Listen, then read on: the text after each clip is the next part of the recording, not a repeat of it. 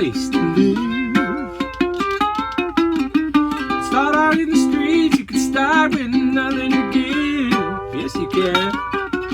Whether your feet are cold or you got good shoes, you got a song in your heart, or you got the blues. We all start out with the hope of a brighter day. We start out perfect, that's what they say. Oh, go to heaven one fine day. End up wrapped in the arms of the ones we love. Yes, we will. I hope you're happy, hope you're strong.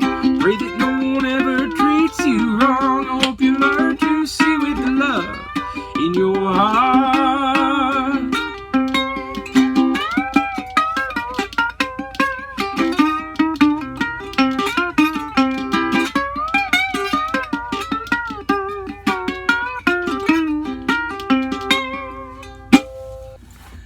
Hello everybody, how you doing? Welcome to another tutorial video. My name is Manitoba Hal, and how are you today? I hope you're doing well. Today I've got my concert resonator ukulele. This is the brass bodied beast, and it's got nylon strings with a high G, G, C, E, A. But we're going to talk about using a slide on it, because a lot of people ask me about using a slide on their ukulele. Now, slide on ukulele is not that difficult. In fact, the hardest part about it is understanding a couple of basic fundamentals.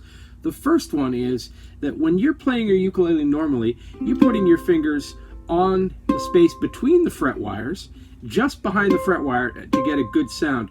When you're using a slide, the slide has to be directly over top of the fret wire. So you're looking at the circumference of the slide, and you want to put it where it's directly over that fret wire. And your goal is to have a clean tone, just like when you pick your chord. When you're strumming, you want to hear all the notes. When you're sliding, you want to hear that perfectly clean note as well. That's the first challenge. The second challenge is you've got this thing that's now covering a whole finger, whether it's your little finger or your ring finger, however you want to play with a slide. You're covering all of that one finger. So when you're covering an entire finger, it creates a new challenge for you, because chords that you might have done with 4 fingers are now no longer possible. But if you understand, if you take a little time to think about how your ukulele works from a theory perspective, maybe that's a terrible word, it simplifies something. So for example, right now my ukulele is tuned G, C, E, A. And when I put my finger on the 3rd fret of the A string, where I make my C chord, what I end with is G, C, E, C. That's a C note. So we can see that I have these 2 C notes in the chord. That means that one is expendable. And so what I have right now is these top 3 strings here, physical top, nearest my face, G, C, E. So strings 2, 3, and 4 are a C chord. That opens up a whole range of possibility of melodies that I can play on the top string while strumming a C chord.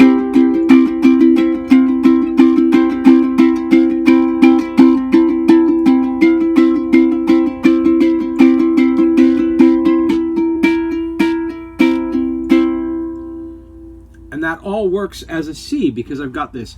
But this also creates an advantage, because now whenever I want to cover a chord, or create a chord, pardon me, whenever I want to create a chord, if I put my slide in a different position, I have a C chord here, 2nd fret, that's a D, 4th fret, E, 5th fret, F, 7th fret, G, and so on, because those 3 are the major chord. So for example, if I want to play a blues song, instead of playing all my chords down here, hey, baby, don't you want to go? And F, hey, don't you want to see? Back to that G7, F, and C. I can do it this way. Hey, don't you want to go? I said, hey, don't you want to go? Back to that 7th fret, 5, and C.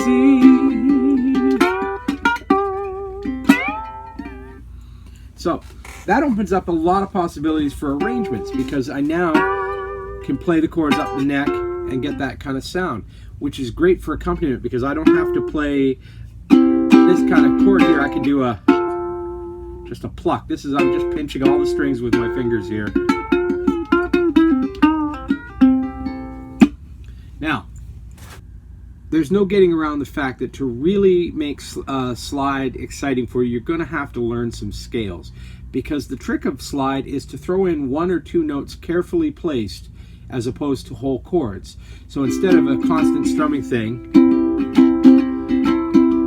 like you would normally do, you might do a...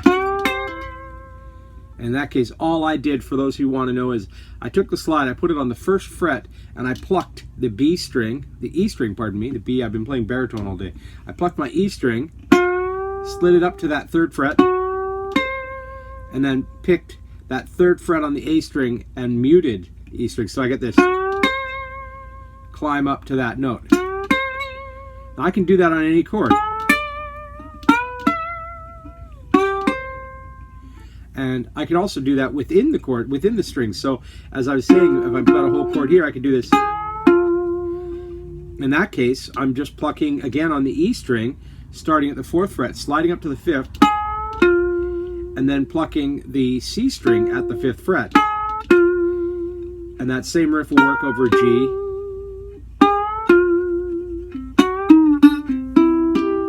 So scales are going to matter, and I would start with, if I were you, your C minor pentatonic scale if you're going to be playing the blues, because it'll make all the difference to what you're getting out of a blues progression. And then sit down with your friend and get them to play the basic blues progression while you sit there and do...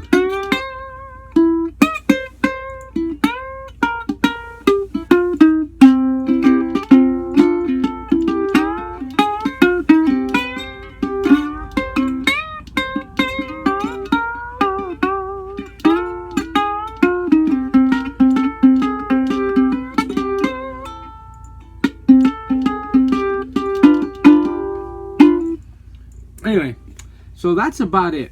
The bottom line is to spend a lot of time practicing a couple of techniques, and I'll just quickly go over those techniques because unfortunately it's going to be all on you to practice this. The first one is only letting the strings ring that you want to ring. It's called muting. The trick here is using your fingers to pluck and to carefully mute. So for example, in that first riff, I pluck with my index finger here, the E string on the 1st fret, and I slide up to the 3rd, and then when I pick with my middle finger the 3rd fret on the A string, my thumb comes down and kills the ring of the E string. And my thumb, by the way, if you notice, is laying across those 3 strings, so the only string right now that can ring is my A string once I'm in that final position. This is a time-tested technique of slide players. The trick is to let only the notes ring that you intend to ring. It is very easy in the beginning to strum across all the strings all the time, and it gets kind of messy, but there is a whole technique that counts to that. In fact, Elmore James used to do a whole technique of backstrokes where he would take a slide all the way up to the 12th fret of an instrument and go.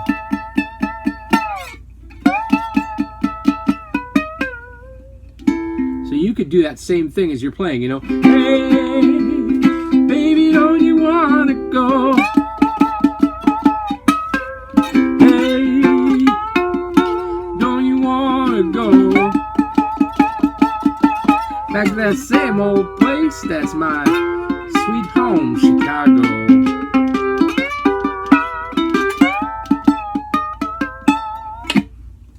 Now, I haven't changed my tuning, but I could also drop my A string here to a G, giving me a full open C across the neck. And there are some advantages to that. Let me show you.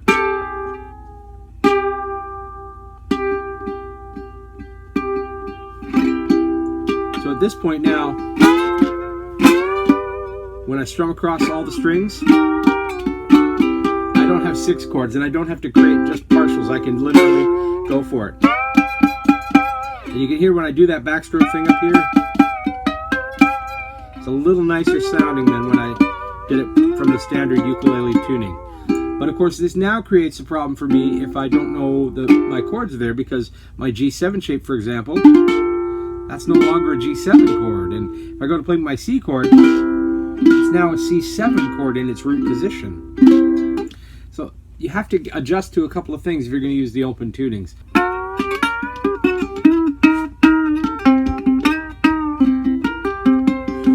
Born with money, you can be born with a place to live. Start out in the streets, you can start with nothing to give. Yes, you can. Whether your feet are cold or you got good shoes, you got a song in your heart, or you got the blues. We all start out with the hope of a brighter day. Start out perfect, that's what they say. Oh, go to heaven one fine day. End up wrapped in the arms of the ones we love. Yes, we will.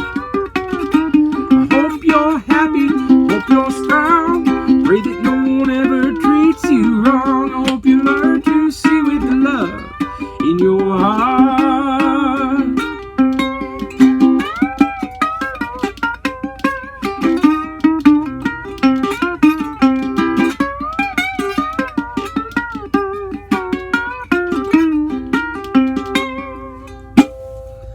I hope that is a quick sort of primer for you on slide, and that you start to see that you can experiment with this and get your head around playing some very simple techniques. Anyway, have a good day.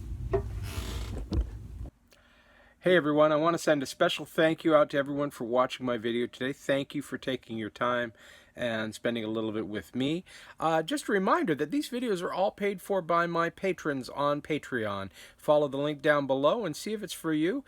I produce 2 public videos a month and 2 private videos every month that are tutorials specifically aimed at you, at your needs. So check it out, and we'll see you next week.